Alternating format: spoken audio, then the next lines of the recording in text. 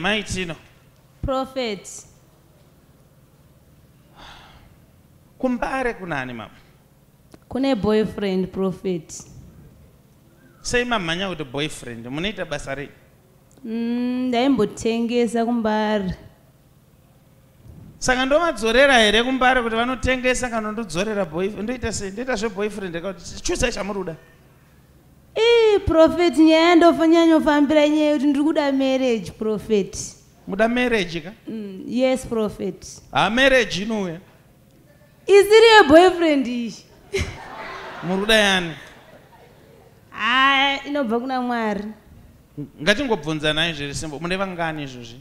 Tichoose. 2, Prophet. Hapana wandoda.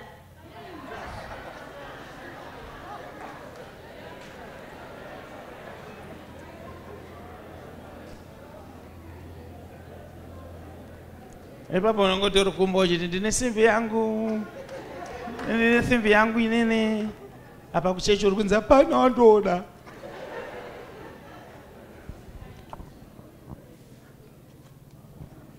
Chibhishu chakanyanya munyika muno.